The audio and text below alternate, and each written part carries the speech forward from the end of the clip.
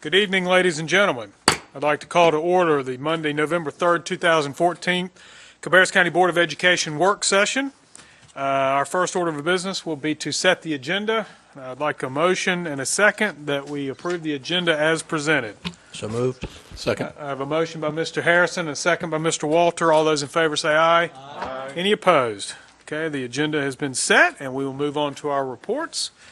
And we will ask Mr. Adam Sapuric to come to the podium with our financial audit. I wasn't sure whether you, Kelly, was going to come up or not. So, Mr. Sapuric, thank you very much for being here. We look forward to your report. Thank you for having me. All right. I represent the firm Anderson Smith White. We're the financial statement auditors for Cabarrus County Schools, and we conducted our audit for the school system as of June 30, 2014, and I'm here to present kind of a summary of some of the information in that report. That report's been submitted and accepted by the LGC, and we are working on the actual CAFR, which is basically the pretty version of the financials. Got a lot of graphs and statistics in the back that will be posted online as soon as we're finished. We're waiting on some information from DPI, but the actual financial statement audited section, the actual financial statements have been finalized and, like I said, approved by the LGC. In front of you, you should have my summary presentation and also a letter addressed to the Board of Education. Part of our requirements require us to submit to you this letter, because you, being the governing board, are the actual ones who hire us to perform the audit over management and their financial statements. So this letter is addressed to you to kind of summarize anything that we would want to discuss with you that wouldn't fit in the context of just the normal financial statements. The financial statements, they include an opinion letter, a letter on internal controls, a letter on compliance, but sometimes in performing the audit there might be issues or things that we would like to discuss and inform you of that would be found in this letter here. This letter here, thankfully, there's no significant issues. There's nothing terrible to address or to talk to you about. This is all just clean boilerplate information letting you know that we didn't have any significant audit findings. We had no difficulties with management while conducting the audit. We noted no instances where management may have consulted another auditor to get a different opinion. Any corrections or adjustments to the financial statements or to the general ledger that we found were posted by management, or management was aware of the necessary, the need to post those entries. So we had no misstatements that went uncorrected. So again, this letter goes through that list, letting you know that there's nothing else, again, that doesn't fit in the context of the opinion letters and the letters in the financials that we need to report to you. So again, that's a simple, clean letter to you guys. Next, we have the summary here of some financial information. Two of the funds that we usually typically go over in these presentations are the general fund and the special revenue fund. So those funds are the funds that actually have a balance sheet, will have fund balance.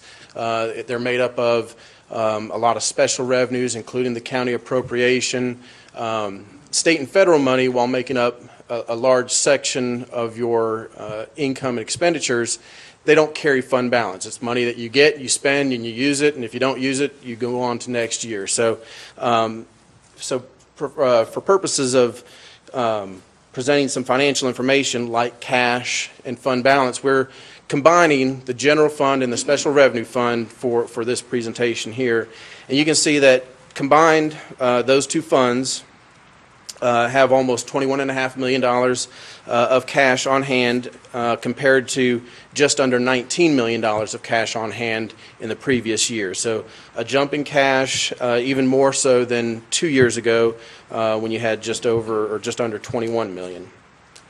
This increase in cash is a direct result of revenues exceeding expenditures on both of those funds. So the next graph we have shows you revenues, or shows you the fund balance, sorry. for the general and special revenue funds, this fund balance will mirror cash aside from a few other assets and liabilities. This fund balance for both these funds increased in the current year to just under $18 million of fund balance, and most of that being available for appropriation. So this graph here shows you the fund balance of those two funds combined for the year ended June 30, 2014 compared to the previous 2 years.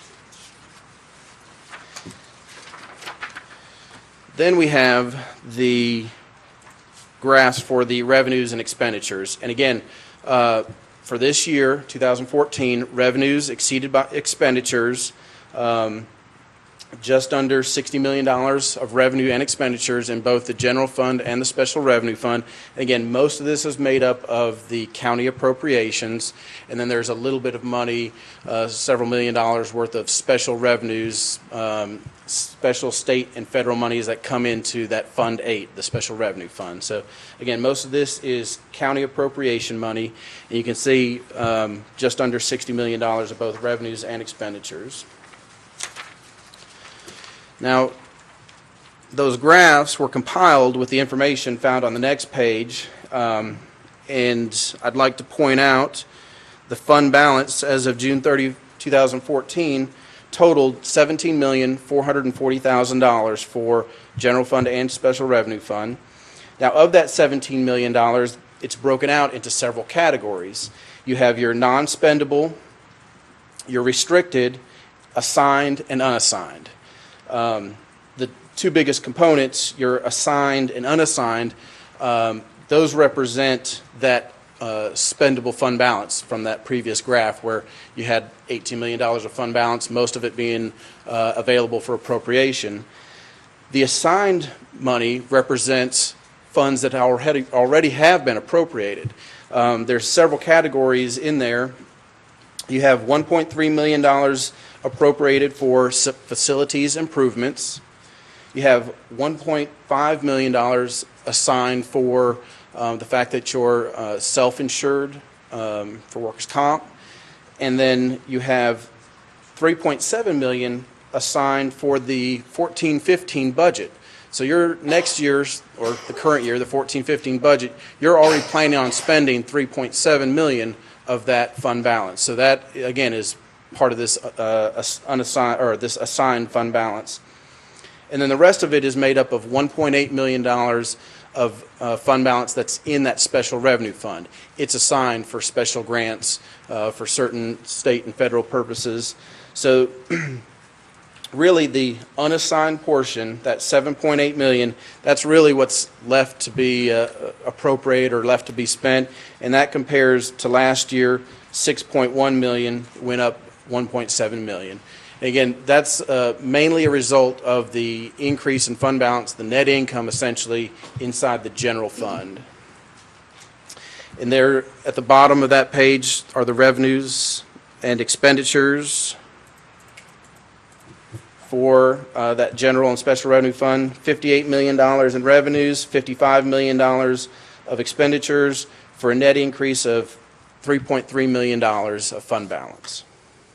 Any questions so far on the general or special revenue fund? All right. If not, we'll go to the next page. This is just a quick roll forward of fund balance for the capital outlay fund. This fund is mainly reimbursements for capital expenditures.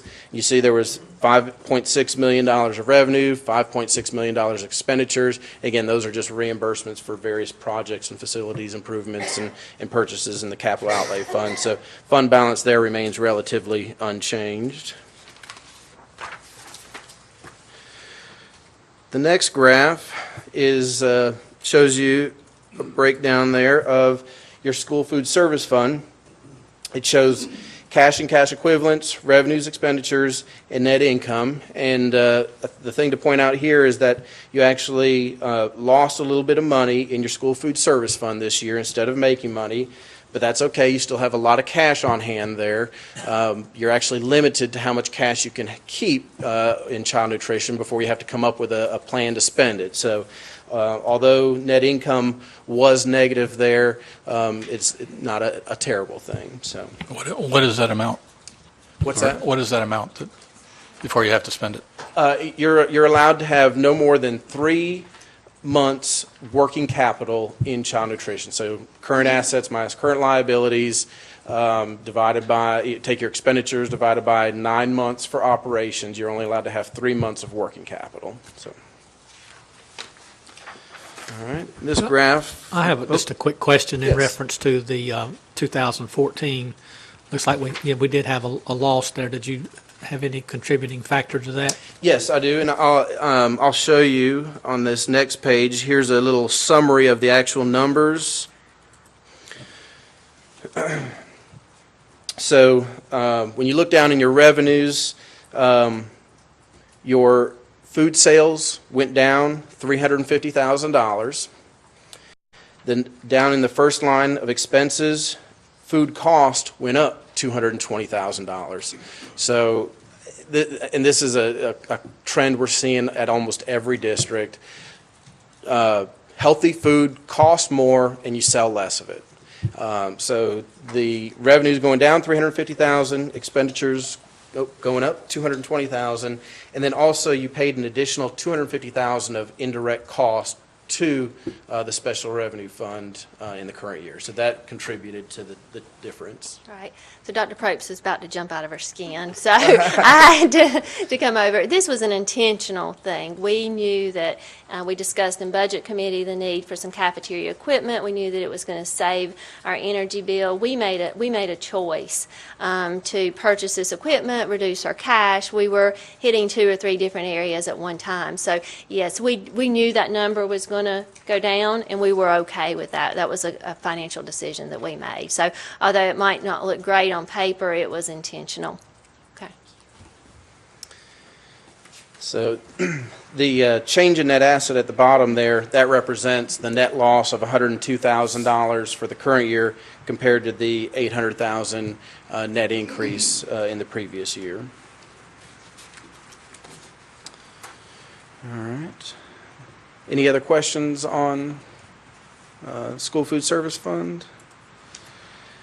Not. This, I said earlier,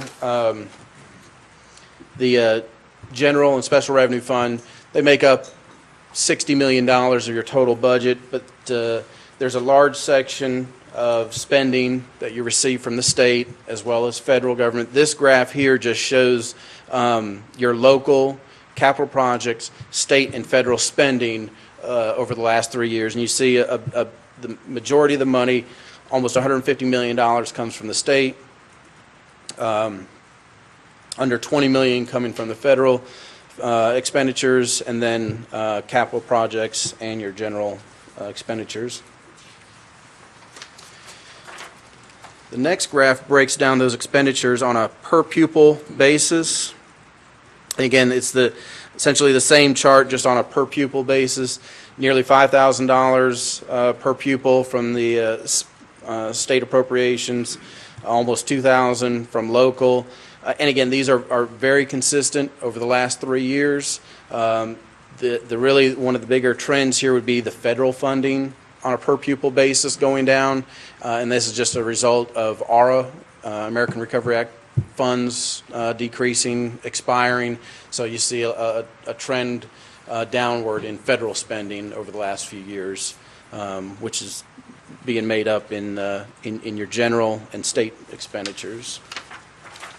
In those graphs, the information provided there is on that next page.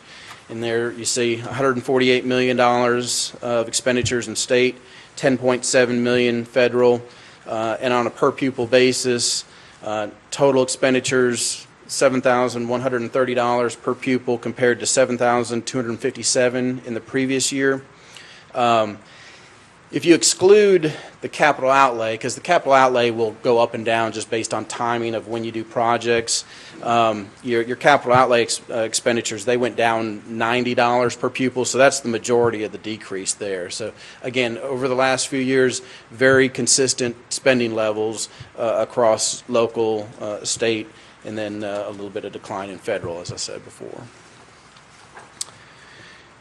Now, the other important part of the audit, the page that shows all zeros, meaning in performing our audit, not only of the financial statements, also of internal controls, and over compliance regarding your state and federal major programs, we noted no reportable conditions, no compliance violations, and no question costs, no money that was unallowable for various reasons, again, according to the state and federal programs that we audited as major. So in those financial statements, all of our opinion letters are considered clean, unmodified opinion letters. So again, a clean audit.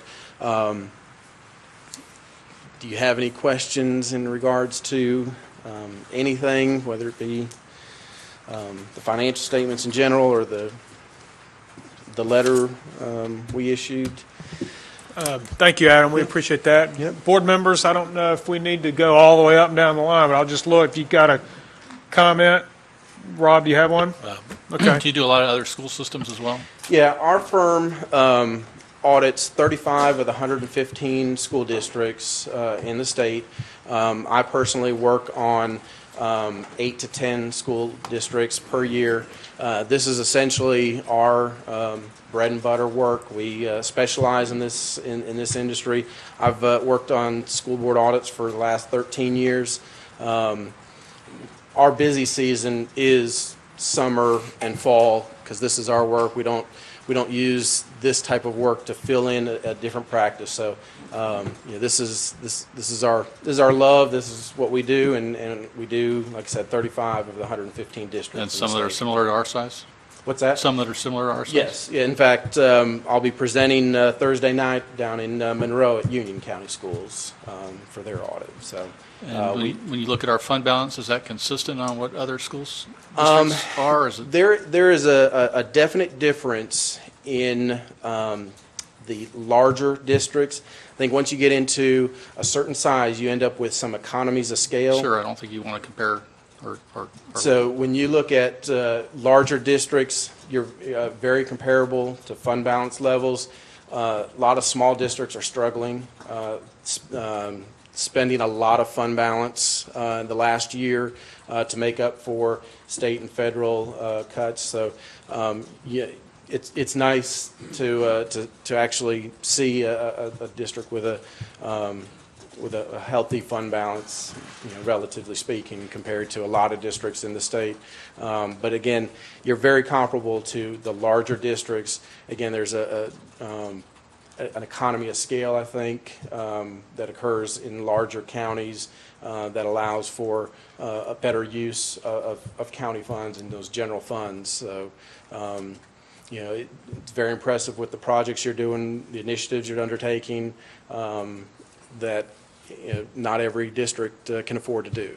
So, Okay, thank you. yeah. Ms. Carpenter, do you have any comment? Mr. Shoemaker? Mr. Shue? Mr. Harrison? That last page with the zeros on it and the not, I happen to understand that page fairly well. That's the easiest one. But aside from the numbers, how tight a ship does Cabarrus County run? Without numbers. Without numbers, I always try to schedule this job on the holiday week because I only need 4 days to do its audit, whereas maybe I might need 5 other places. So it's a very tight ship, a very clean audit. Kelly and her staff are always well prepared. We show up day one, handed a thumb drive with all the information that we requested. It makes for a very efficient audit, a very clean audit, very few adjustments to the financial statements. So, I'm here presenting numbers, and they're numbers that are 5 months old. They're from June 30, 2014. You've moved on. So a large part of, I think, what I hope to convey in a presentation like this is that the numbers that you're getting reported about during the year and getting information on are accurate. We come in at year end after it's all said and done. We don't find any major adjustments. We don't find any violations. We don't find any budget issues. So we're able to report that the information, again, that you've gotten all year is accurate and relevant. So, yes, like I said, it's a very clean audit. Enjoy working with Kelly and her staff. So. Well, all that stuff you said, we knew it anyhow. So That's right. Thank you for confirming that. Yep. Thank you.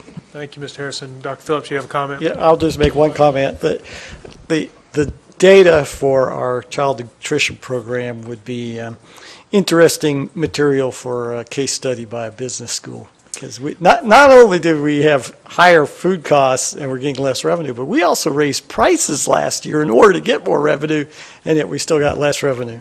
So, it kind of gives you a supply and demand study there, I think. And unfortunately, we were mandated by the federal government to raise our price. So, yeah, you are like every other district I've audited this year. I've not seen increased sales anywhere, even in districts growing in students, and that's disheartening to see. But yeah, it's a trend that's very common. We've seen over the last few years food cost increases, sometimes as much as 20% jumps in 1 year. So being able to keep it in control to just a slight increase is definitely a good thing and commendable. So, statewide it'd be an interesting, in fact, probably nationwide it'd be an interesting study on sales.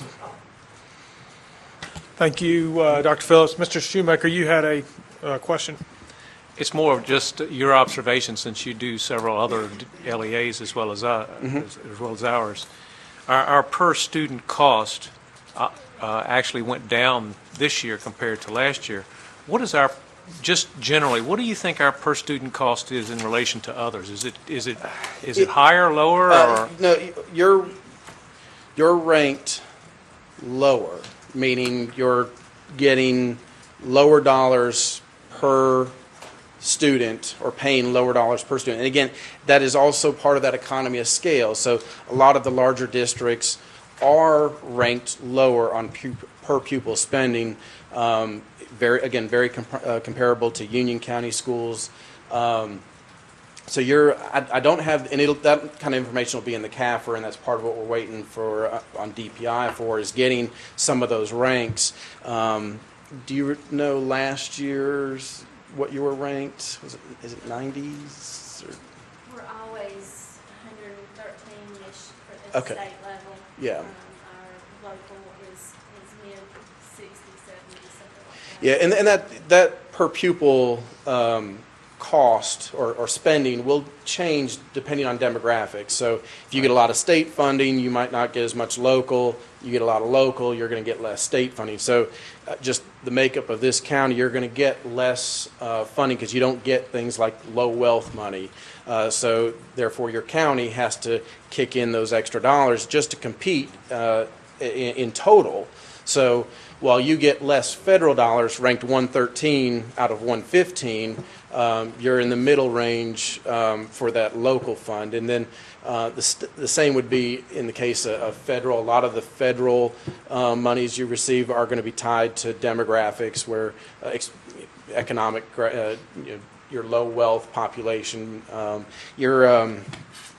I think 41.7% free and reduced lunch. That's a low percentage compared to other districts throughout the state. So again, it changes based on size, but you're definitely getting a good education for a lot less dollars per student here than most of the state. So. And where on DPI, because I've tried to find that information, where do you go to find that data? Do you happen to know that? Or, because I think our listening public likes to know this information, but it's like, it's worse than a puzzle. Well, the problem unfortunately, is that DPI has not been able to update their data in well over the most recent data that we have for last year is through the 6th period. And we're asking them to update that so that we can complete the CAFR, and they're unable to do that at this point for us. So the data that we're used to getting for comparative data with the financials, we're unable to get. So it's just not out there right now. And we're working with DPI, but as you know, they're short-staffed. And what we're being told is that it's probably not going to be updated in a timely manner because they are short-staffed. So what is the most recent? The data that we're currently needing is 6 months into the previous year, this fiscal year. All right, but what is the most recent data that's complete, on DPI's website? Comparing per pupil? Comparing per pupil to all the LEAs. Okay, so I'll have to look for you, but I can give you the statistical profile. There's a link on DPI's website that I can push out to all of you. Yeah, if you could put that on our website as well. Sure. I we think could do if that. Ronnie could put that out there. I think our public needs to know where we are and how we are. It's not always easy to find which document. I probably need to give you the exact document on the profile that you want to look at. Right. That's what I would, to make it easy for everybody. Right, but just know that it very well may not be current. Right, and you can put a disclaimer next to the link saying this is data as of these dates or whatever. Yes. That'd be great. I can Thank do you. that. Mhm. Thank you, Mr. Shoemaker. Well, Kelly, congratulations on a fantastic report. Mr. Sapuric, we appreciate your time and effort, and this is what we've come to expect from your department. So, your shoes keep getting bigger and bigger for the responsibility that you have to maintain, but we know you will, and we certainly do appreciate it. So, thank you very much. Thank you. Okay, board members, we will move on to 3.02, and we will ask Mr. Dave Burnett to come to the podium, and Chuck Taylor. Chuck, are you coming too? And you don't have to. I wasn't sure whether you come or not, but with the Fanning Howey study, our facility needs assessment presentation. Thank you.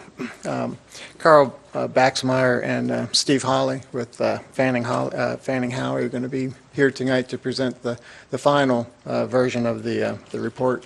You may recall in August that they did present the draft report.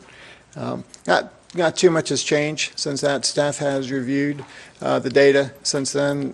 Just some minor adjustments were made as maybe some projects had been accomplished in the time that they had conducted the surveys. So really I don't want to take up too much time because their presentation is going to be a little bit on the brief side, and then we hope to have an opportunity for a lot of questions. So really with that, I'll step aside. Good evening. I'm just going to say a few things before I pass this off to Carl. We're here to share the final view of our data with you tonight. When we were here last time, we had not quite finished our review of Royal Oaks, so we have that data in the report now. We've also since taken a significant part of the report. Carl put it into an Excel file, and we shared that with the maintenance staff. We broke it down into tab sheets for mechanical, plumbing, electrical, site, and architectural. We reviewed all of the data with the staff. It's a lot of conversation back and forth, a few adjustments made on some of the costing, and basically have I think everyone's consensus on what those costs are and what the repairs are. I think the real bottom line, if you're looking for a bottom line, is that chart that's on page 19, which basically takes the renewal requirements and repair requirements of your district and spreads it out over a number of years. So you can see the impact of what it's going to cost to maintain your schools in a warm, safe, and dry condition. So without further ado, I'll let Carl walk you through the data side. Well, thank you again for having us. when we were here in August, we talked a little bit about the methodology. We'll just take a minute to refresh everybody's memory about what the numbers are really showing, because you see some very large numbers there. You might recall that the software we employed to do this, using a team of assessors, some Fanning Howey people, a lot of people from local architectural and engineering firms, to walk each building, is based on the, I'm sorry, thank you, based on the life cycle of each building system. So the ceilings, the roofs, the flooring, windows, all of that is built into the database based on when the system was constructed or updated, and then advanced forward. So the reason you see such a large number right off the bat is the older buildings, a lot of the systems there have already exceeded their useful life, so you're seeing a bump there. In addition, the assessors, when they saw things, and a lot of this was in an earlier report by Dave Burnett, noted other maintenance issues that were not related to, specifically to the end of the useful life. So that's why you see the non-renewal requirements. A renewal requirement is something that has reached the end of its useful life. The non-renewal requirements are items that need to be addressed, and you've seen a lot of these in previous reports from the maintenance and construction departments. Dave was being modest because really they spent a tremendous amount of time between our August 4th and now going over every line item just to make sure that if there were any questions, how the numbers were derived, making some, they were relatively minor adjustments dollar-wise, but they went through 5,223, I think, line items is the total number of elements that are in the database. They were updated, put in here. The only thing you don't have, we caught a couple of minor errors this afternoon. We corrected those. I'll be here the next couple of days. I'm going to burn a new disk for you that has not only this report, but it has the searchable listing of all of the line items so that you can find it very easily. I'll put that on Steve and I will put that on a disk and we'll get that right to you. And finally, we jokingly referred to it at the construction committee meeting the other day as giving you the keys to the car.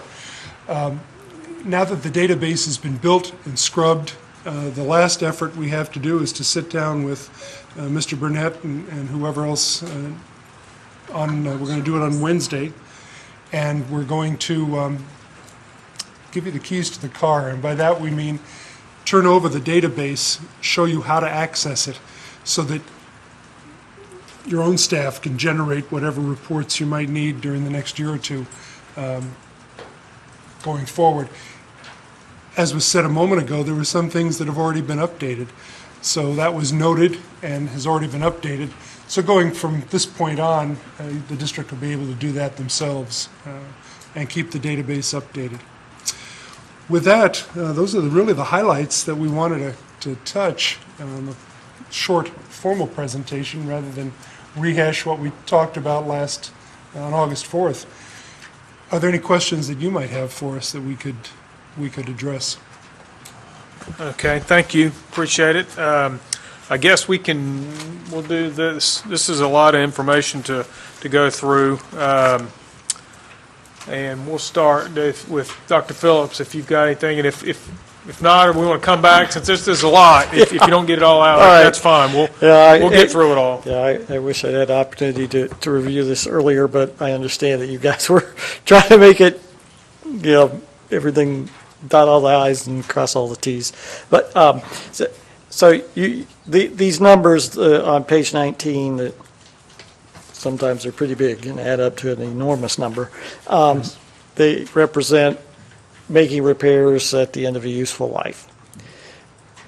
When you look at our individual school buildings, are there some where you say, it really doesn't pay to repair them, that you're going to put more money into repairing them than you would to build a new one, or you're getting close? And I'm wondering if you found any schools that were in that situation where we might want to consider not going through this renewal process, but actually replacement. Yes, on page 31, excuse me, is the school conditions summary. And over on the far right is a 5-year rating, good, fair, excellent, evaluate. Those that are marked evaluate are the ones that in our recommendation you'd want to take a closer look at. We mentioned over the summer that the general rule of thumb is that when that FCI or RI exceeds 66, in other words, 66%, it'll cost you 66% of the cost of a new building to make the repairs. You definitely ought to really seriously consider. We have one that's getting up there in terms of the 5-year renewal index, but those that are at 50% or more, and including Royal Oaks, because there are some older parts to that building, the overall isn't so bad, but and now you have the keys to the car. So, and that was one of the things we were going to use as a teaching moment on Wednesday, is how to pull some of that data out more specifically with Mr. Burnett. Those that are marked evaluate are the ones that you'd want to take a closer look at. Not to say that you definitely want to replace them, but those are the ones you want to take a look at. That is a good question. Thank you, Dr. Phillips. Mr. Harrison, and I tell you what, I'm going to go ahead and interject something that I'm going to suggest that we do. And so this is a lot of information. We're free to ask the guys while they're here about gathering the data and what's here. But I think for the board's use, there's two things. I think we need to go ahead and get the document to Dave, and really it's going to be Chuck's document. He's on the maintenance side, so that he can go ahead and start implementing some of the things he's got. We're going to bring him up in a little bit, and there's a couple things he needs to say. But for us, I think the important thing is to maybe have a retreat topic and have this as being one of the retreat topics, so that between now and January, you can dig through some of this stuff, and then as in a broader conversation at the retreat, if we're talking about capital projects or school replacement, we've got this data, but not only that, you've had time to really kind of fish through it. And that's just an all-day board retreat that we have in I believe it's January. Yeah, January. So anyway, that's just my my suggestion to the board, but I don't want to dampen any of the interaction or questions tonight, but I was thinking about that since the committee met last week, and how we were going to digest all of this. So with that said, Mr. Harrison, do you have any questions you'd like to go ahead and plow through? Just that it's searchable, so I am a happy camper. Yes. Thank you very much. That was my issue before, but can find things in it now. But as Mr. Kiger is alluding to, I could get lost in the weeds here as well, and that's y'all's job to keep me from doing that, but it's great detail to have, and now I hope we can make informed decisions from these details and work that spreadsheet so that we can manage the actual expenses and the projections that we have, and also manage our partnership with county commissioners who supply many of these needs for us. So again, thank you for your work. Thank you. Thank you, Mr. Harrison. Mr. Shue, do you have questions? Thank you, Mr. Chairman. I don't really have a question, but I have a lot of interest in the disc that you're talking about preparing, obviously, because as of 12/1, I will be a new commissioner. And so needless to say, the funding for this is going to come from the commission. And so that's going to be of great interest to me. I hope that it's maneuverable where we can get around and see. And I'm assuming on the FCI here chart that you've got here for the schools to evaluate, and also with the RI there, you'll have the supporting cost of those items that have reached or exceeded their life expectancy. So that way we'll sort of have a know of what is coming up down the pike. And you got it, I believe it was on page 19, what the anticipated expenditures are going to be for the next 20 years beyond now. And that's something that I know that we'll be looking for so that it can be properly budgeted. And that's all I have. Do you have an idea when you think that disc will be ready? I'll deliver it. Steve and I will deliver it on Wednesday. Okay. We had it, we just wanted to update it, Okay. reflecting some minor changes. We didn't want to have more than one version floating Okay, around. and I'm assuming we'll get that pretty quick. Is that right? Yeah. I mean, you're going to give that to Dave and Chuck, Yeah. right? Yes. Yeah. Yeah, and they can get it to us. Okay. Yep. Might work better on a thumb drive, but I don't know if thumb drive would do However it. you'd like it. A thumb drive might be better, but that's just my We've got thoughts. we've got some thumb drives. We'll let Chuck, Yeah. I guess, work and worry about that. So, okay. That's all I have. Thank you, Mr. Chairman. Rob, you got any questions for? Yeah, a couple. Explain again this education adequacy chart here on page 28 and 29. It just seems odd that if it's an adequacy and none of our schools meet that. Is that my interpretation? Is that correct? Well, they come very We're not- close to meeting it. But we're saying none of the schools are adequate? Is that what we're saying? no, Or no. What are we trying to say here in this chart? What we're trying to say is that we have in there, you'll see there's a matrix of, it starts on page 21. These are all of the factors that we looked at in each building from a educational standpoint. The technology that was available in the classrooms, the spaces that were available, the size of the spaces, all of those factors were evaluated and rated against what the ideal would be if you were to build a new school today. So that's why some of your schools come very close. It's a little bit of a moving target as education, the way education is delivered changes, the factors change. So something that was designed 10 years ago probably doesn't have the diversity of spaces that you would design in a new building today. So when you see your buildings ranked or rated, the newer buildings tend to score better because you've included so many of those factors into the teaching and learning environment. So really, Steve and I didn't spend a lot of time on that tonight, but there really were two elements to this study. One was the physical, as Steve said, the warm, safe, and dry. What do you need to do to maintain your buildings? And the other was the educational adequacy. How well does each building achieve what ideally Cabarrus County would like to see as far as the facilities, the features in those facilities? Are they there or are they not? Okay, I appreciate that additional explanation. The second question I think I had to do with Appendix B. And those numbers were used to come up with what? Those were used to actually come up with the score, the educational adequacy score.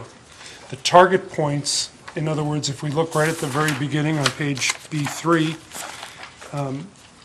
the number of spaces in the facility, the orientation of the building, the location, all of this is spelled out more in the report. How did that rank compared to the target points that it could possibly achieve? And we rated each one of the buildings. We vetted that with the construction committee. Some minor changes were suggested. We went back and took a look at some things, and that's the final scoring are shown on the Appendix B. Right, and these are the composite scores here that you're looking at. Okay, that's so related to that, I guess. It looks like we've assessed elementary schools differently, or scored elementary schools differently than we did the middle and high school.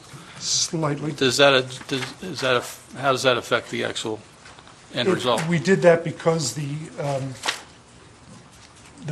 metric for the elementary school is slightly different. You don't have as much emphasis on the science labs, for instance. Whereas at the high school and middle school, you're obviously not concerned about pre-K and kindergarten. So Right. It just looked like there was more detail that went into the middle school and high school rankings because the elementary school would just have a 10, 8, 5, or a 0, pretty much. And the other Well, it ones- also depended on who the assessor was. It's a very subjective, some of the assessors tried to get a little more detailed and say, that's a 7, that's a 8. And again, Some my of the- question is, does that affect the end result, though? Well, it probably,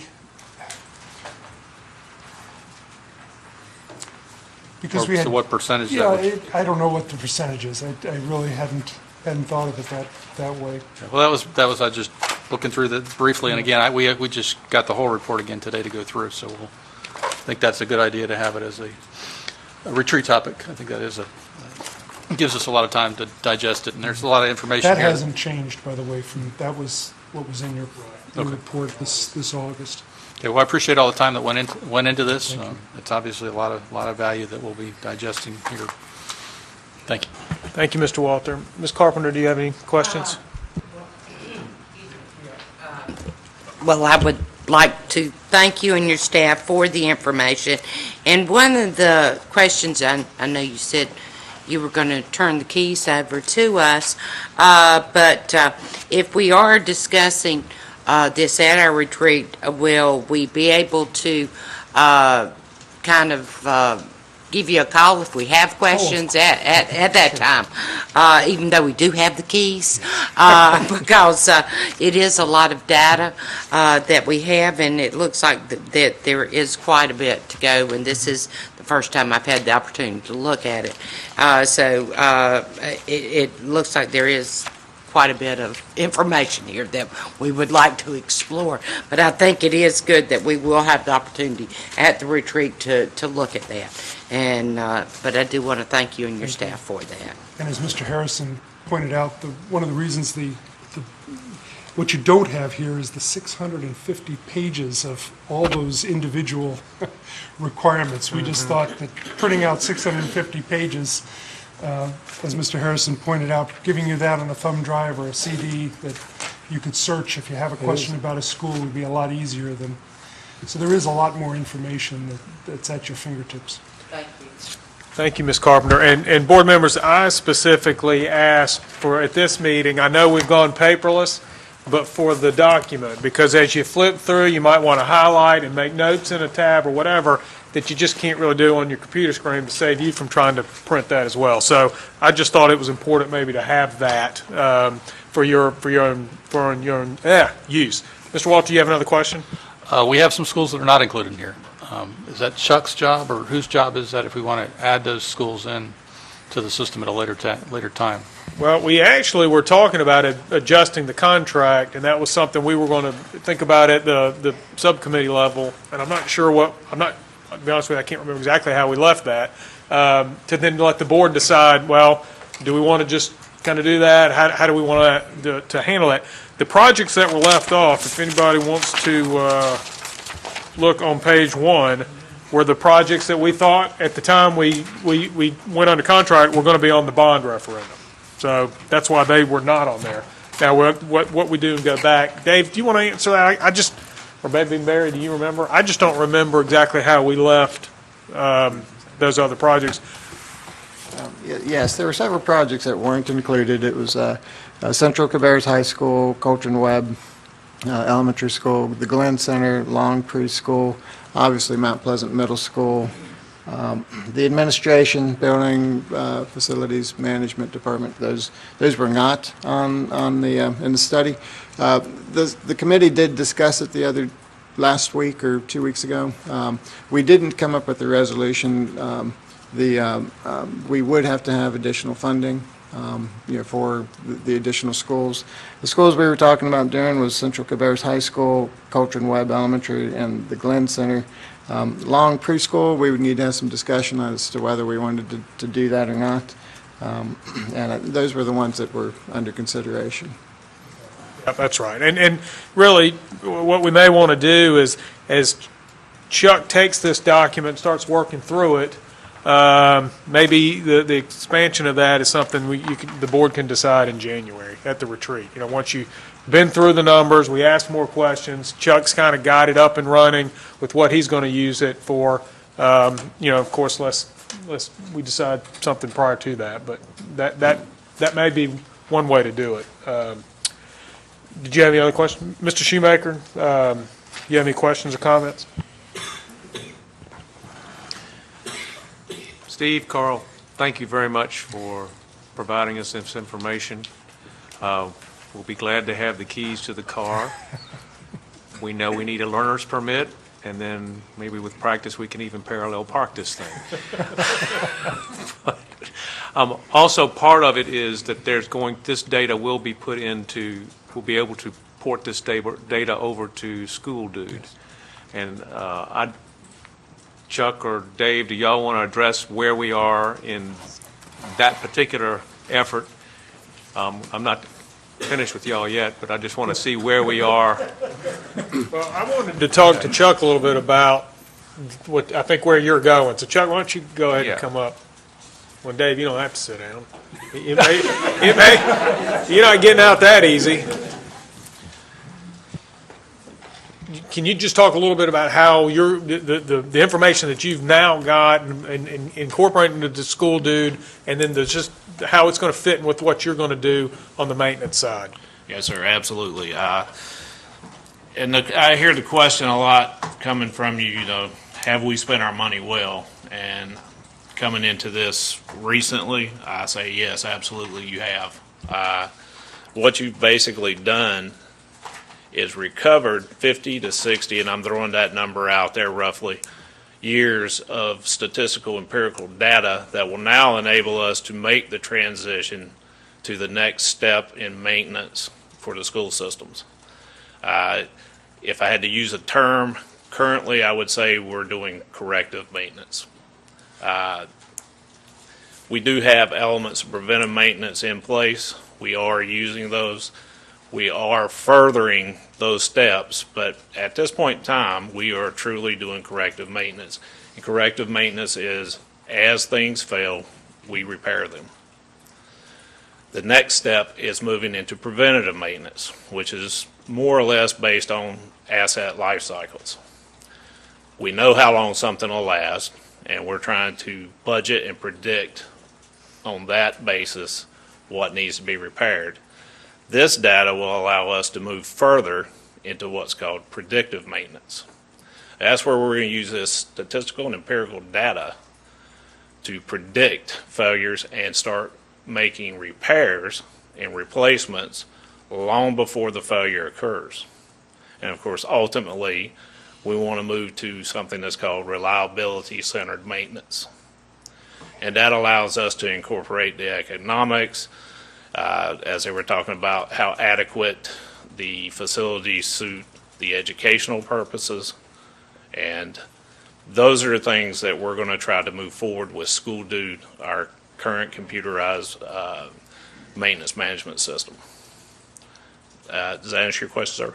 Well, and this information will be inside, a lot of this information will be able to be transferred into the School Dude. Is that true? Yes, sir. At this time, I believe that's so. We are working with School Dude on that and discussing that. And I guess, do you have a project timeline for that particular effort at this point? At this point, I couldn't give you a specific date. We're currently working with those folks trying to get that put in, and sometime shortly in the future, I believe that we will be able to give you that date, but I would not want to mark or draw a line in the sand, so to speak. Okay, well, yeah, I think this board and future boards would like to know when we plan on integrating that in and some type of idea of how that project's going to go, because I think it's important to move us to the predictive maintenance, to get into reliability maintenance, but you got to do one step at a time. And yes, sir. And I'm really excited the fact that you think that we spent our money well. And one of the critiques that I've heard from the outside world in looking at us, looking into what we're doing, is that we could have done this in-house. And do you feel like we had the capability of performing this detail of study in-house and then still maintaining our schools and doing the corrective maintenance that you said we're doing? If it's okay, I'd like to preface my answer with, I work with 52 of the greatest artisans I've ever worked with in this system. Having said that, those folks do not have the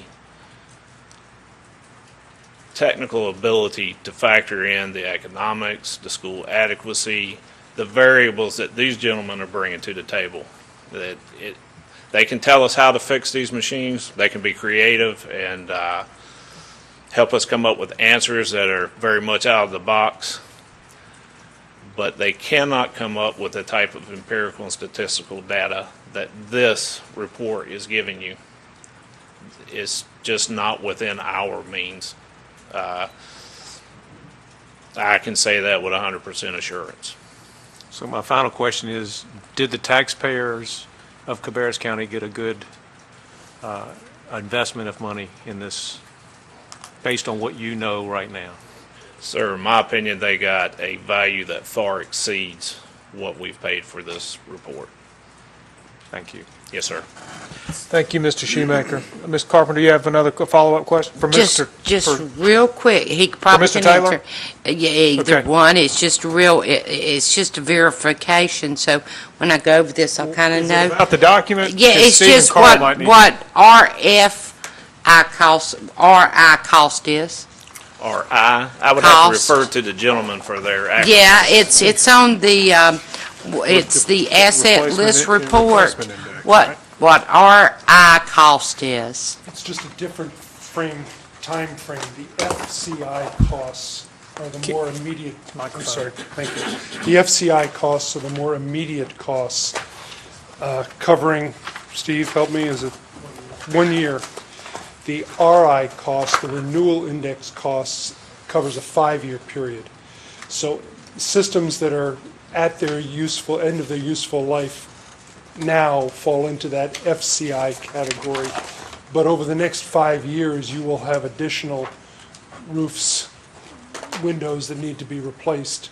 So that gives you a longer period. And it's taking the cost of that and dividing it by the cost of a new building. So if it's $5 million of repairs and $10 million for a new building, it's 50%, so. Okay.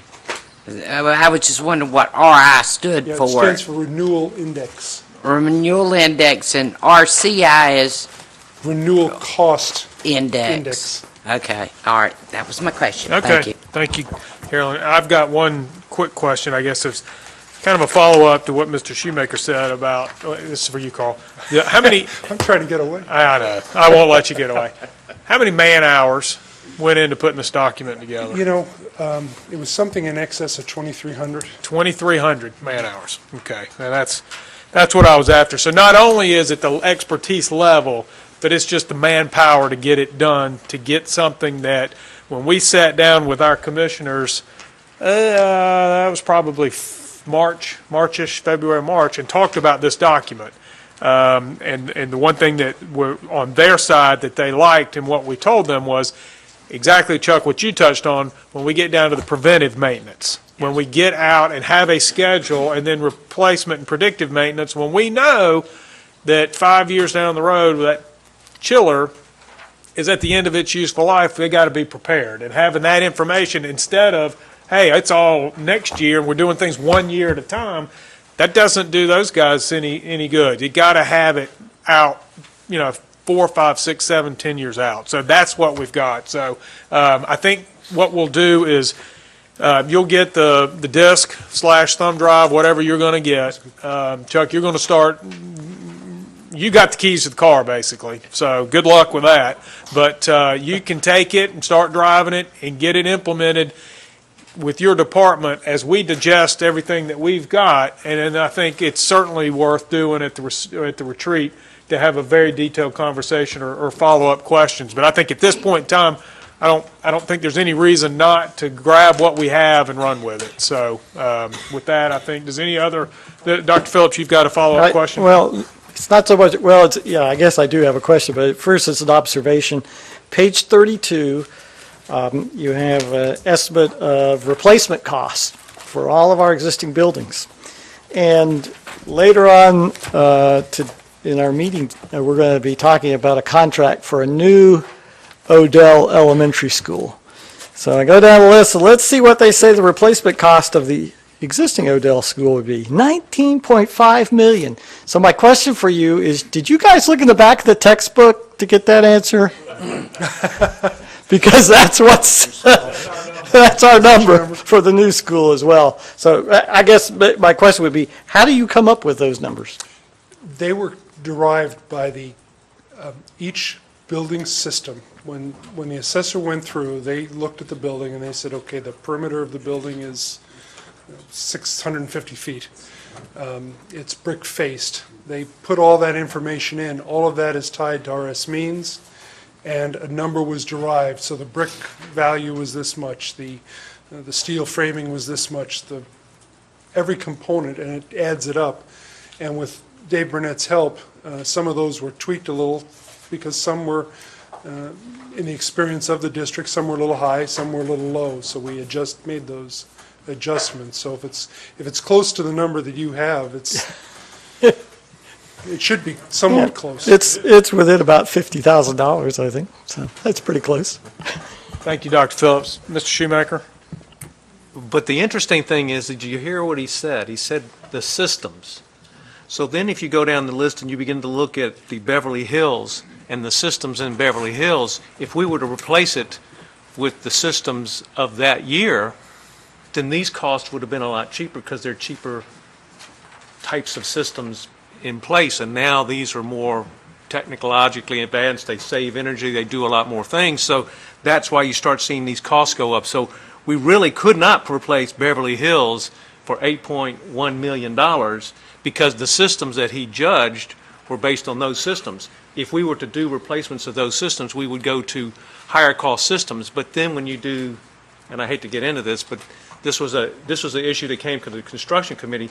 If we tried to put the systems that we would put into the system, into these building now, we then changed the FCI, and it made it look like we had inflated the building's value, thus the replaceability of the building didn't get adjusted. So the system couldn't do, the software could not do both things at one time. So we have the capability of, and Chuck's team will, with the keys of the car, if they want to, say, change a window system out and go to something more advanced, then they can do that, and that will actually change the value of the building in the future. But these are based on the systems as they were assessed. Is that correct, Carl? Pretty much. We had made, as we were going from day one, we did make some changes. For instance, the roofs. There's a specific roof type that was recommended that when you replace roofs, you would rather go with an EPDM.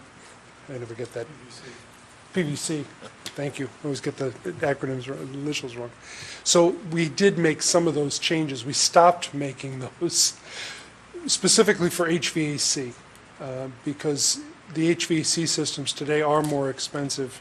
And as Mr. Shoemaker said, if we put that in, it would have skewed the numbers. So when you build a building going forward, you will use different systems. This is more of an true replacement cost now.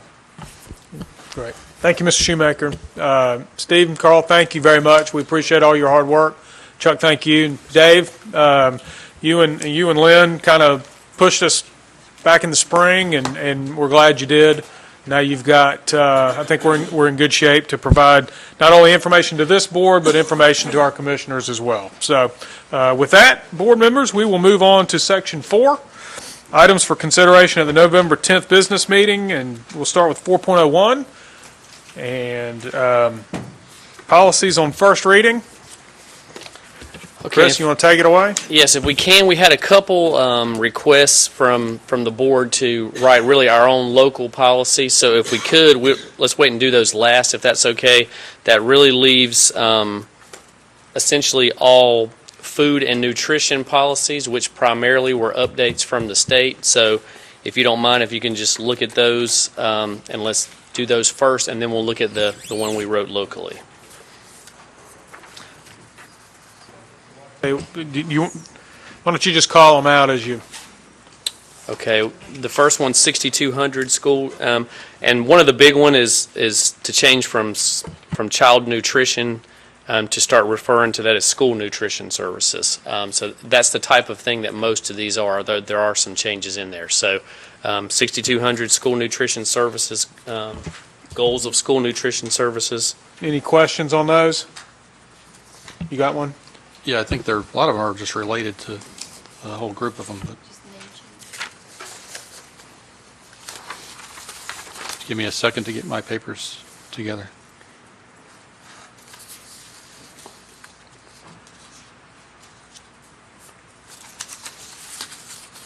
So we're talking 6,200? Mm-hmm.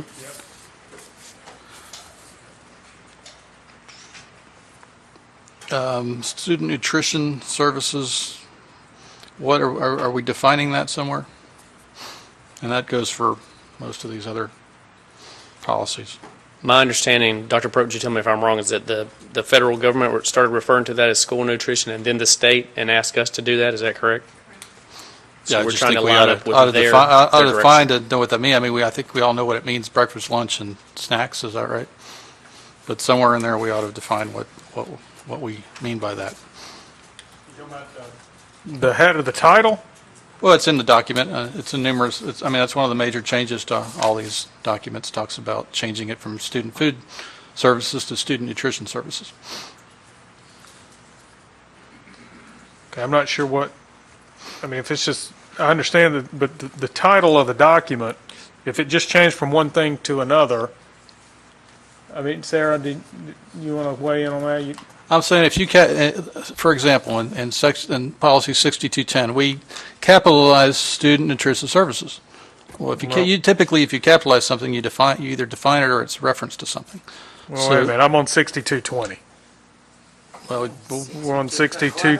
I mean, again, it's not a big deal on my point, but I do think if we're going to change all these things, we ought to at least somewhere explain what we mean by student nutrition services. If I may address the board, Mr. Walters met with me prior to this meeting, and what he suggested was in that opening paragraph that we would have maybe a sentence that says the school nutrition department is, or school nutrition is, and define the services as what we provide for the district, just kind of a defining sentence. Well, I mean, that sounds fine. I just want to make sure we're not tripping over ourselves to do something that we don't really need to do. I mean, are we actually getting any, I mean, I'm not trying to step on your, I'm just trying to make sure we're not reinventing the wheel. If we had something called one thing and then the state or the federal, whatever, said, hey, this is just trickling down, and we're just changing one phrase to another because we've been asked to do it, I mean, is that, my point is to make it as easily for anyone, the public, to read these documents to understand what they mean. That's my intent. And I guess my comment would be I view looking at policy 6200, which starts the series for student nutrition, it sets out in it what the goals are. And so I guess my position, we can certainly add a clarifying sentence to it, but to me, student nutrition services are what they set forth in here in revised 1 through 5. Operating the program, providing free or reduced price meals, enhancing a student's ability, et cetera. That's what I was thinking. 6200 defines it. It tells what the goals of school nutrition services are. It tells exactly what it is. So we provide lunch? Do we provide Rob's breakfast? point. What are we? Where are you on 6210? I'm on 6200 at the moment. Yeah, but you brought us back to 6210 It's on because you had a 6210 problem. as well, 6210 is highlighting the capitalization highlights school nutrition services as a title, even though it's not underlined. It says policy 6200, goals of school nutrition services. That's capitalized, and state regulations. That's the title.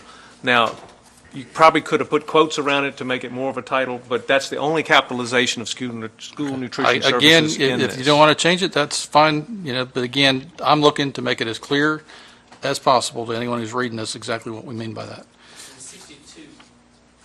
My understanding, 6210 is referring back to 6200. The reason it's capitalized is because it lists the name of the title of 6200. Right, that was the capitalization, and that was what he brought up, is if you capitalize something, you do it consistently throughout it, but you were capitalizing because it was a title. Right. And you use commas to denote the title, or maybe then quotes or something like that. Right. So. okay, well, does anybody else have a comment? So I think, I guess I'm kind of with Sarah, that it seems like at the front, it's kind of defining what we're doing, and I don't know, I just hate to reinvent the wheel. If all we've done is really change the name of the program, I don't think to me, it's not unclear of what we're doing. Right. Any comments over here? Okay, I think we'll just leave that one alone. All right, well, then my other points were, again, this is the goals of the program. And if we, 6,200? Yep. Are those all the goals that we have? We have here on 6,200, we have a goal, or we have a statement that says we'd like to maximize the use of funds for purposes of providing nutritional meals to students at the lowest possible price. Is that a goal? It sounded like a goal. It probably ought to be in here as a goal. I'm not following you. Where are you? Is that a goal or is that not a goal of the nutrition service program? Well, hang on a second. If it's not, then don't worry about it. What the phrase that you used, where is that phrase? 'Cause That I would don't be see it again on the policy. under 6220, the last sentence All right. of the first paragraph. I think we're getting off track a little bit. If I thought we're on 6,200, and we have red line revisions in front of us. Does anybody have a problem with the red line revisions that are on the page? Let's start with that, and Okay, then if we'll you're move backing up, on. no, I do not have any problems with the red line. Okay, so when we get to 6,220, if it has something that sounds like a goal, then we'll revert back. But I think we need to at least get through kind of. So is Yeah. everybody okay with 6,200 the way it's written? All right, now. Okay, my pad's a little slow, so I can't. It's hard for me to. So next on our list Move would be along. 6210, which is Organization of School Nutrition Services. Okay, 60. All right, does everybody see that one? It's the one at the bottom. Does anybody have a problem or a question about what's in red on the 6210? One of the things I don't want to get bogged down in, we're talking about revisions. I don't want to take from scratch that we're redoing the whole policy unless there's a strong will to do it, and in which case we'll say, okay, then we'll send it back to the policy committee. But I just don't think we ought to be doing that here. Does that make sense? I see your point, but these are the points, if these come before us, this is the first time I've seen it, the first time I've reviewed it, and as a board member, I have thoughts that ought to be included if that's what the goal of our board is. If it's not, then it's not. I brought these to your attention. If you don't want to move forward with them, that's fine. But otherwise, I'm not on that policy committee. I don't have that opportunity to express this at that point. So. Well, that's, I guess, let me rephrase that. If we have enough information here that we think we need to make a change, Okay. then we need to kick it back. I guess what I don't want to do is take the whole policy from top to bottom at this level here and try to decide what we're doing. I definitely see that, Blake. I Okay. understand that point. All right. So, and does anybody on 6210 with what's written in red is either the strikeout or red of what we're changing? And we will, I should have said, we've tried to change where it says superintendent, we add superintendendent or designee, just in case, Okay, so we to be will add or consistent, designee because we there. have done that Yes. consistent. Okay, fantastic. Okay. So now 6220. Okay, 6210 was okay. 6220 was okay. Okay. Now, 6220. And this is the one, Rob, you said had a financial goal, you thought? Right there at the I end don't of that remember. paragraph. This has something at the beginning of the first paragraph that sounds to me like a goal. Where it's actually applied and maximize the use of such funds for the purposes of providing nutritional meals to students at the lowest possible cost, which is the very end of that last sentence in the very first paragraph. And that's what Rob is saying that is a possible goal, Well, I tell you, which is then not expressed in 6200. then my suggestion, since it's not written in red and it's not a change that's being brought to us, take that phrase and just review that phrase at the policy committee and decide whether it needs to be tied to 6220. So that we're not 6200. I mean, sorry, excuse me, 6200. The goals. Yeah, if Yes. it is actually a goal. If that's a goal, but that's not what's being brought to us to review as a change. So we'll look at the changes. the way it reads, it could be a goal, and if it needs to be added to that page, then, take a look at it at that level. Does that make sense? Does that make sense? That part makes sense, yes. Okay. Any of the red lines on 6220? Okay, Dr. Phillips? Oh, sorry. Yep, go ahead. So the new number 3, school nutrition services program will have a written food safety program, blah, blah, blah, blah, blah. Do we already have one and we're just codifying it here? Or does this represent that now the school nutrition program is going to have to scramble and put together a new program, safety program? Yeah, and she's saying that, yes, we do. This is just, So obviously. this is just putting in writing what already exists, so. okay. Yes, we've had them for years, and they're in place at each school. Any other questions on the red lines of 6220? Okay. 6225, free and reduced price meal services.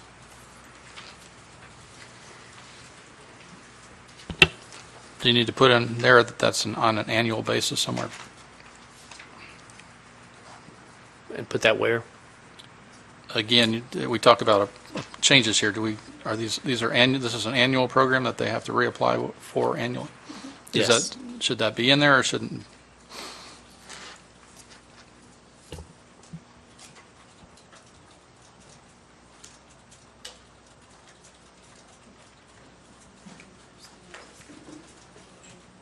I believe it's covered in the paragraph that begins each year. Right. Where the superintendent or designee has to verify the eligibility of all applicants. Okay. And so it's on us to verify to the federal government every year the eligibility, therefore in turn, we verify with our own Fifth paragraph. parents and students.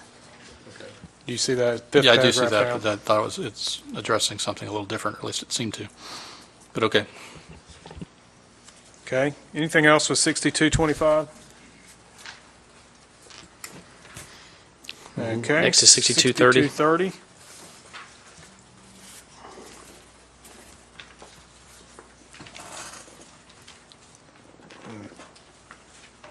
Anything? I can't see it yet. Oh, here we go. And according to the summary, this is changed to comply with federal and state requirements. They update the footnotes, and everything else is required. Okay, gotcha. Okay, 6230, we good? 6235. And that ultimately is just deleting that one because now the beverage vending sales policy is gone because we don't do that now because it comes after school. So the whole thing, Yeah. 6235 is going away. essentially, yes, it's brought in somewhere else, and now that's taken out. So that policy I see you ceases to got it exist. scratched off there. Okay. All right. Okay. And now 8220. Yeah, This that's is the the one we first had a one that question the board about, wrote, yeah. and my understanding from Ms. Stone is that Chairman Kiger, you and Mr. Enriquez actually wrote that change, or at least suggested the change. We did, and this is what I mentioned at our previous meeting. What we're trying to address is we currently have a situation where if a school is trying to raise funds to do something, they basically can raise cash and turn it over to the system where Kelly keeps an account and has it. What we don't have a provision for is if they have materials or labor that they can furnish, such as Mr. So-and-so who has a student at J.N. Freeze, and they're going to build something, and he owns an HVAC or a mechanical contracting firm, and wants to provide material and labor at his cost, which Mark has said is perfectly legal for him to do. Well, we don't have a system that it doesn't quantify how he is able to give that to the system. So what we were trying to address is that the board will accept those types of gifts, but the conditions for pulling permits or working underneath the permit of the general contractor shall not change. So they can't go and do whatever they want to do, but they can work under the GC, pull a permit, get engineered drawings, all that type of thing, and that's what we were trying to accomplish there. So that's a long way of explaining that. Does that make sense? And you had a question about that. Yeah, I just don't think the way it's read makes a whole lot, it's not an easy read to. Well, then why don't we tell Sarah to tell Mark that if there's a better way he knows what we're trying to accomplish. If there's a better way that we just had a board member that wasn't sure it read very well. So We will do that, and I also just noticed a quick typo in here, so we might be able to clarify some of these issues. Okay. Maybe even before next week. Okay. Okay. Okay. Okay, and if we'll go to 4150 school assignment, essentially all that is to incorporate the next one, 4154, which is an original kind of, our district magnet policy. It's just one line to incorporate that we have 4154, if that makes sense. So the only real change is now we're writing a local policy. We're going to incorporate that into our school assignment policy, if that makes sense. So really not a change there. It's something we have to do to write the local one, and now we'll talk about the local one. Does that make sense? Everybody understand that? Yep. Okay. Okay, so now we get to 4154, which really was where most of the work was done. And Dr. Van Hukelum, I know, is going to talk a little bit about that, or had an example that he's going to share with it to make sure you understood. Ms. Stone actually was the primary author of this policy, and it was really something that the board directed us to do. So we have spent a good bit of time at the policy committee on this one. I'm not sure if Ms. Carpenter was present at that one, but I know Mr. Harrison was. I think she was absent for the last meeting where we talked about. And so what we tried to do was incorporate the suggestions and the directions that the board had for us, but still keep that at a policy level, so to make sure that the policy told us what the overarching big things we were needed to do, and then still left room for individual schools to write their own directions, and for us to still have the possibility to create a new school or to create a new program without having to change the board policy. And I don't know if you want to speak to that, Ms. Stone, but that was the intent. And I think the committee, and you can speak to this too, Mr. Harrison, if you want to, the committee felt like we did that when we left. Mr. Phillips did send a question, which I assume would, let me find. Yeah, it was number 5. Yeah, number 5. That says students in the final grade of a magnet program, which would be 5th or 8th grade, who continue to meet the program requirements shall automatically be eligible to attend the designated magnet school program. The students need to submit an intent to return. So currently that is our practice, because right now there are enough seats for that to continue. Dr. Phillips' question, you clarify if I'm mistaken, is to say there certainly could be a time in the next 2, 3, 5, 8 years, however many that would be, where there will not be enough seats, and does the policy address that? So spoke to Ms. Stone and to Mr. Phillips before. I think we can just add the end of a sentence there to ultimately say, if there are no seats at the school, that would become a lottery process. I don't know if you want to speak to that or not, but I think with essentially a clause at the end of a sentence, we can fix that if the board is comfortable with that, because his question is one that does need to be addressed in the policy, I would say, and I think Ms. Stone agrees. Yeah, I agree. I think it's a good suggestion. I think we definitely can add some language to B5 to clarify that, there is the possibility for our 5th graders moving to 6th grade, going from the elementary to middle school programs. The middle school program could be smaller than the elementary program, and so we would want to put some clarifying language in there. But that otherwise, should enough seats remain, it's considered an automatic transfer from one grade to the next, and the students aren't required to resubmit an application or reapply or re-enter the lottery. Go ahead, Dr. Phillips.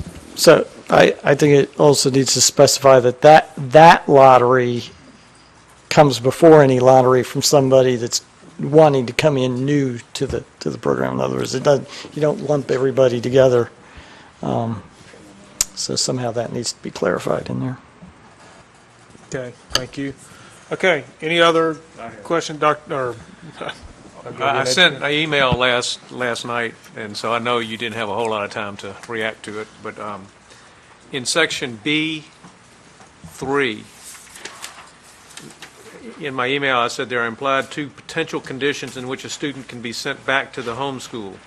The first is that the student passes the subjects but is not able to remain in the program. So the student can be promoted to the next grade but can't remain in the program, so they'll have to go back to their home school. The second is that the student is not promoted and is retained, and at that point they would be retained back to the grade that they were in and then sent to the home school.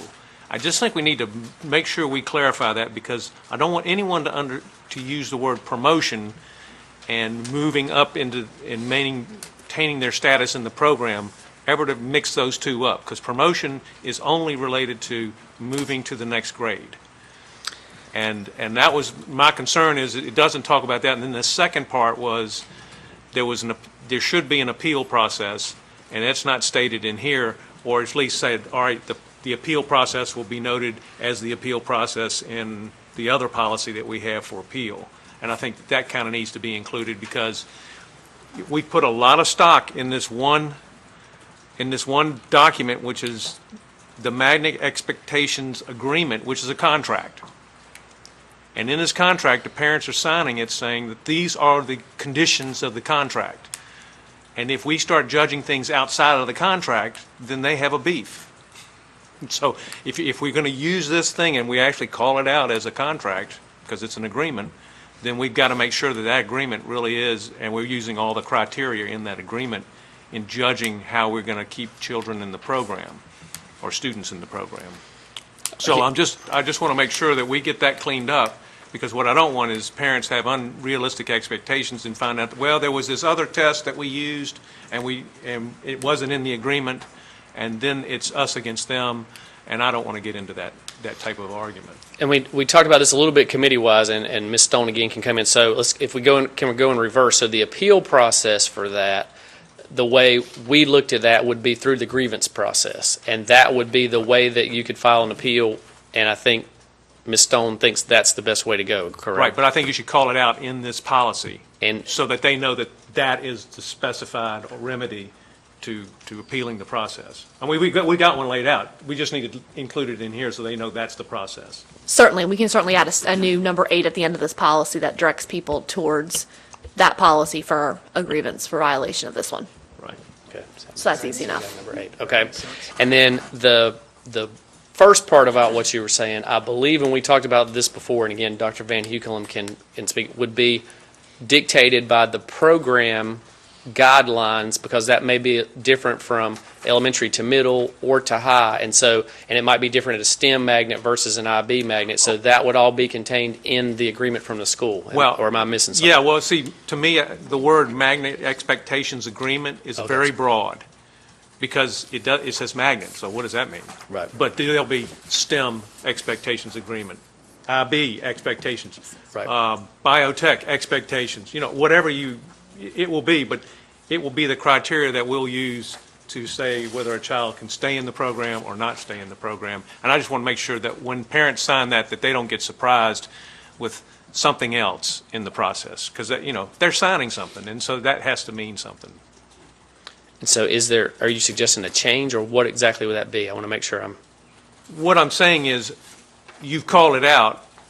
The expectation by calling it out is that it is rigorously documented, whatever these agreements are, that we put a lot of faith in those agreements, and so when parents sign something, that goes back to you. The board's not going to do it, but I don't want the board caught in the middle, because now we've introduced some other level of testing or expectation to the parents that wasn't called out in the agreement. We should never be put in a position as a board to ever judge, because once we have the contract, that's all we should be looking at. Okay, got it.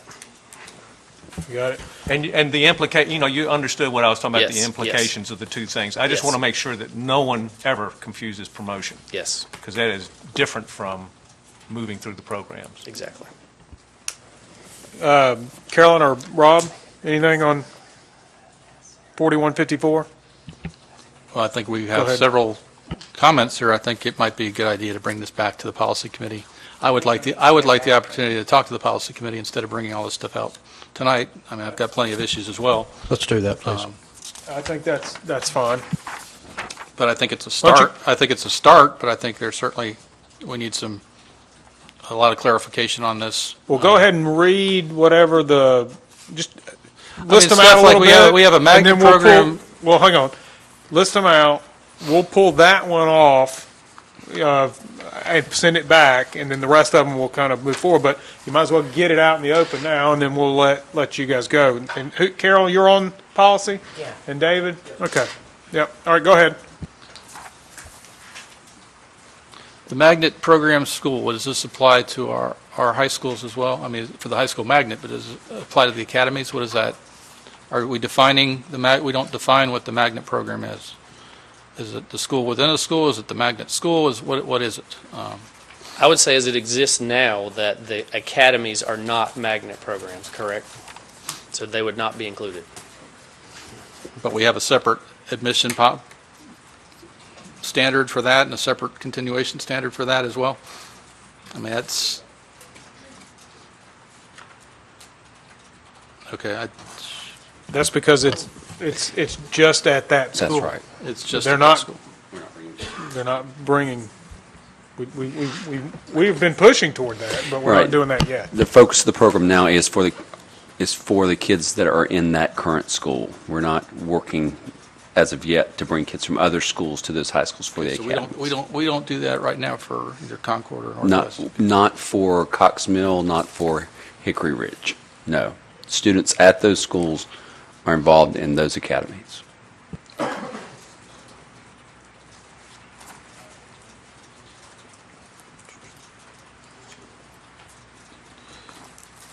see.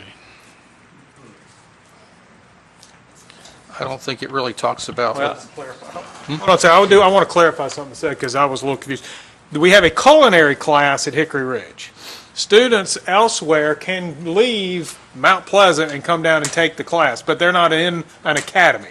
The academy, there's only two, Cox Mill and at Northwest. So there's a little nuance there and a little bit different. Hickory Ridge, sorry. So, Okay, but there's obviously there's an opportunity for confusing some of that.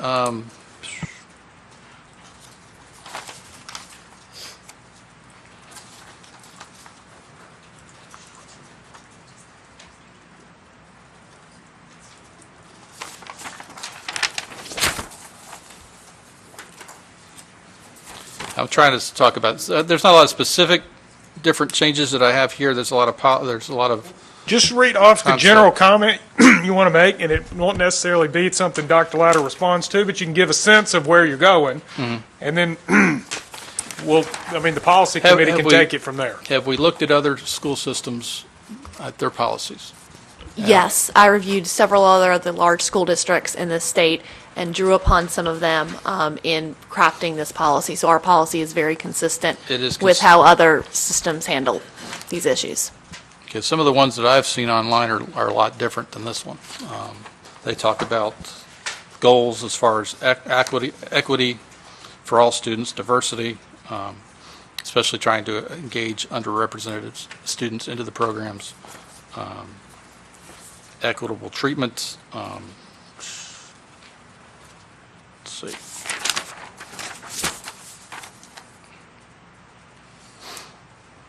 Everything from transportation to deadlines to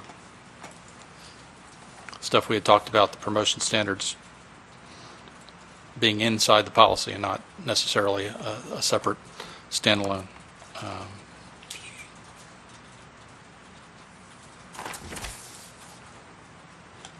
And then you talked about the appeal process, opportunity to reapply. That's not in here either.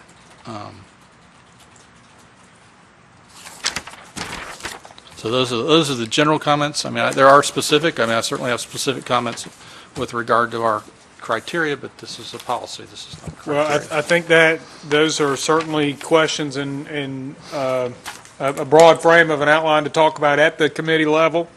So I think that's the proper way to do it. And then Sarah can weigh in on the legal side. Obviously, if she's researched other school systems, she can speak to that. Of course, you've got some you've looked at, and you can kind of compare notes and whatnot and go from there. So is that fair enough? Okay, so what we'll do is we will pull 40. I've got Dr. one Phillips? comment also. On 3B, it says if a student's to be reassigned back to the home school, they have to be parents have to be notified 75% of the way through the course. Now, if I understand it right, currently we're basing the assignment in middle school on EOGs, and EOGs don't happen at 75% way through the course. So does this mean we're going to stop using EOGs as the criteria? That if we pass this, then this basically prohibits the use of EOGs, which is fine with me, but I just want everybody to be clear. So I think it's important to remember that that italicized portion that says magnet criterion, consider that a drill down into the different program requirements, and in the program requirements, that's administrative policy of how we're going to execute that. So, even this year we had 2 pathways. We still have EOGs as kind of the first bar of qualification. Did you pass your EOGs? Yes or no? Yes, good to go. Then after that, if a child does not pass their EOGs, we wanted to have a more inclusive policy that said, you know what? On any given day, a kid can have a bad day, and kids are more than just a test. And so we wanted to have a separate vein of qualification to maintain their status in the program that was not just an EOG, that considered their grades, that considered teacher recommendations, and also considered the science EOG. So those are some of the things that we hashed out the policy committee around the requirements to stay in their program. It's not policy, it's administrative practice. That's the flow chart there I gave you there. But I guess what I'm thinking about is the inverse of a kid having a bad day on EOG. Kid might not do very good grades, but is really good at taking standardized tests. Right. Yep. He may not do his homework, but boy, Yeah. he aces those standardized tests. And so if you've told him 75% of the way through the year, you're out of here. And then he aces the EOGs. We've got a problem. Yeah, consider the notifications as 2 warnings, right? So warning number 1, warning number 2. At the end of the day, if a kid passes their EOG, then they stay in the program. So they're notifications of probation or warning, however you want to term that. By the second time, it's like all of our data leading up to the end of the grade test is like, we're concerned. Things aren't looking too good. Man, if you pull it out, you're good to go. But it's not a final decision until we take those EOGs at the end of the year. Okay, well, it just, as it's written, it just says if the student is to be reassigned. It doesn't say with contingent on other things happening. It says if they're going to be reassigned, they have to be told 75% of the way through the course. I think you actually bring up a good point, and we can work on trying to revise that language a little bit to make it clearer that there are those 2 different pathways and how they interplay with each other. There was fairly rigorous debate at the committee level on these issues. Yeah, because in taking up for Dr. Phillips's point is, if you send the letter out that this child is not going to qualify for the program, conversely, if you did not receive the letter, then regardless of what you did on the EOGs, you should be expected to be able to stay in the curriculum and so there's the converse portion and the implication, because you've been explicit in calling this out. So you've got to be real careful. When you call it out, now you set up a whole different expectation for the people who did qualify, and now they failed the ELGs and now they don't qualify. Wait a minute. You said you were going to send it out, so I should have had forewarning at 75%. Now, 75% could be the 7th inning.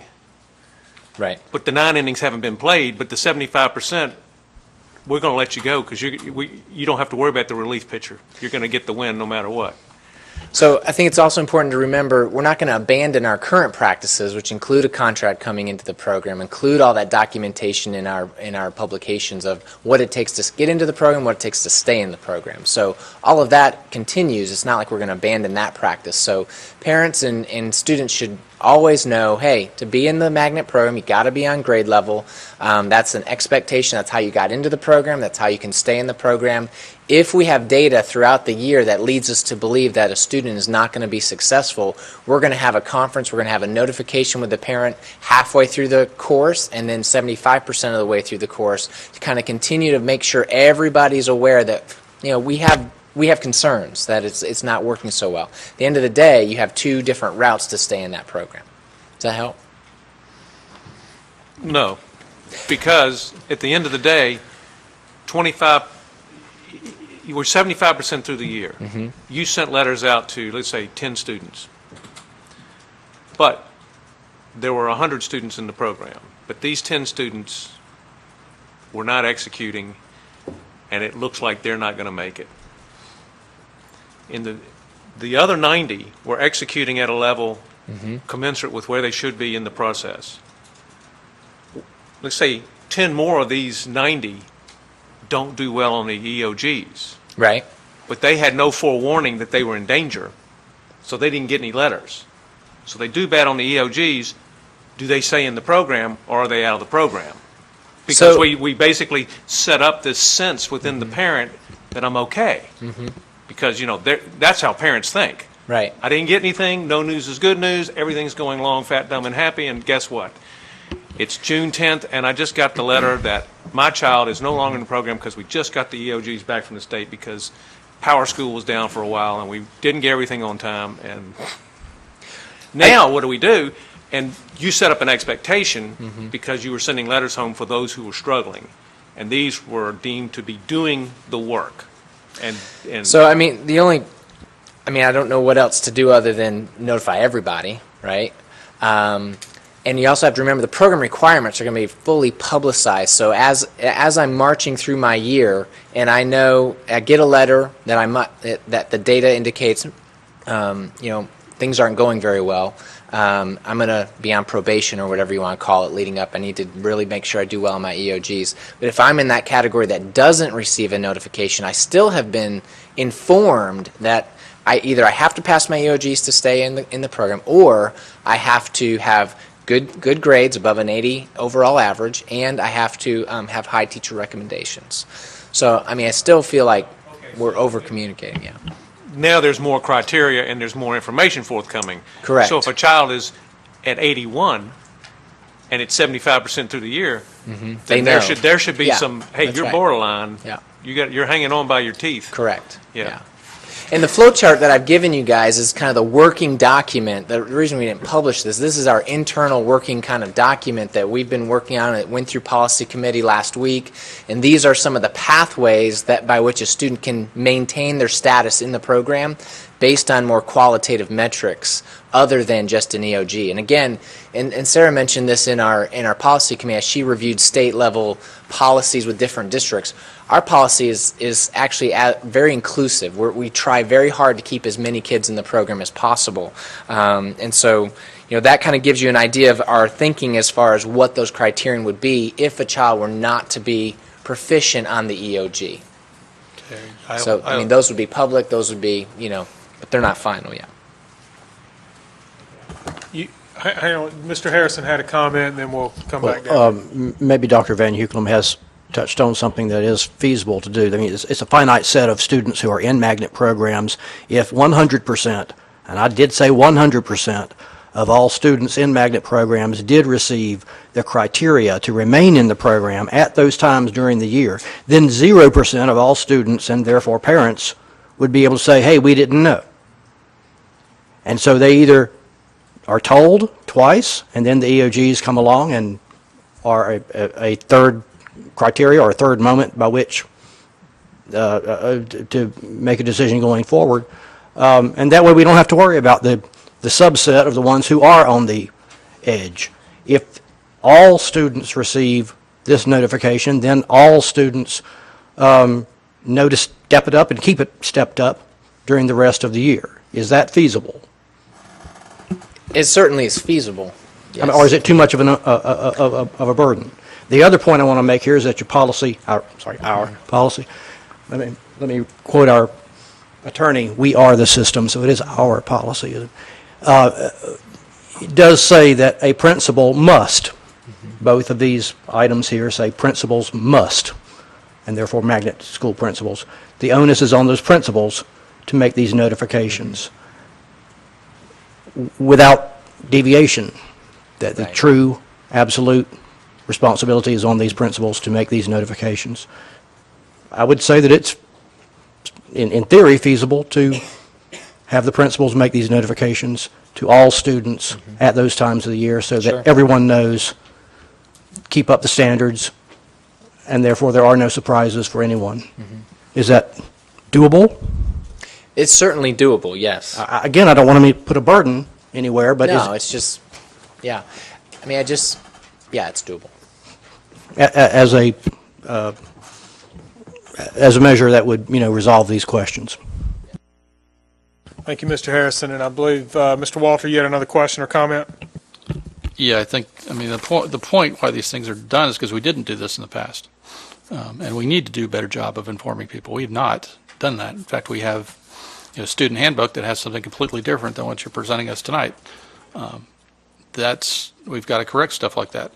And as I think it was Dr. Phillips that was talking earlier, I mean, we've got 2 elementary school magnet programs going into a middle school program. You've got over 100 kids that don't have a seat. What are we doing? Is that we're telling them that they're guaranteed a seat, yet now we're saying that, well, it'll be a lottery? Or how are we working that out? How are you working that out? Currently, that's not the case. So currently, we have enough seats to accommodate every 5th grader at Weddington, every 5th grader at Culture and Webb, and Patriots that will want to go into those schools. That's because some of those 5th graders, many of those 5th graders don't choose to continue on at Jay and Freeze. So the day that tips over is the day we're going to have to lottery those seats. Yeah. And that kind of goes back to again, being inclusive and the standards being, what type of school are we looking for? Are we looking just to have the best and the brightest in the school? Or are we looking to more inclusive to all kids and minorities and folks to get them engaged in the IB or get them engaged in the STEM? And right now, I think we're not doing that. When we're the percentages of kids that were removed from the program last year are way too high. And I think that's part of that's because of the standards, and part of that was because of the improper notification. So, and the use of this EOG score. I think there's better methods to determine if someone's proficient in the classroom other than the EOG score. Okay, thank you, Mr. Walter. So, with all of that said, we're going to 4150. If we do not have 4154 move on to the consent agenda, does that mean we automatically need to ditch 4150? Since all it is doing is referencing the other one? Yeah, okay, we probably, so and they can just go together. They'll go together. So the rest of them will go, unless anybody has any objection, we'll go to the consent agenda. I'd like to see the 6,200 on the action item. You would like to see 6,200 on the action. Okay, so 6,200 will be on the action. The rest of them will be on consent, and 4154 will revert back to the policy committee, and we will invite Mr. Walter to come to the policy committee. So just make sure you include him on your meeting notice. Right, and our next meeting is November 21st, and I do want to make sure there's a little bit of a time constraint with. I think we want to make sure that this policy is in place as we go through the magnet process starting second semester. So I think as long as we bring that back in December, that'll be policy when we move into the magnet season. It's what? Yeah, it's moved, but if Mr. Walters is going to come and speak to the committee, that one is an important one to make sure we do it on that date, because if we get delayed past that, then the policy won't be in place when we start the magnet season. Does that make sense? You got that marked down for the date and time? Okay, fantastic. Chairman Kiger, just Yes. for our records, 8220 gifts and requests, I'm going to fiddle with that language a little bit. Are you still comfortable with that being on consent? If I can circulate it to the board in advance. Well, let's do, we've got to put it on Action. Okay.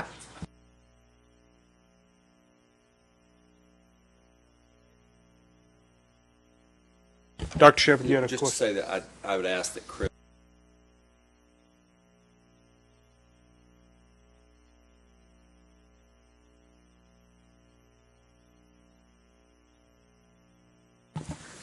Okay, fantastic. We will move on to 4.02.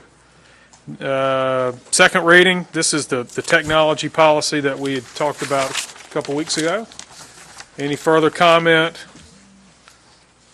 on 3225, 4312, 7320? Everybody okay? All right, everybody okay for consent? Is that the technology responsibilities? Yes. Action, please. We'll put that on action. Okay, and we'll move on to 4.03. We will, thank you, Sue. Thank you, Dr. Louder. We appreciate it very much. We'll ask Mr. Burnett to come to the podium. Contract award for the construction of the new Odell Grades 3-5 Elementary School. And board members, you got a list of proposed value engineering, and we'll let Dave take it from there.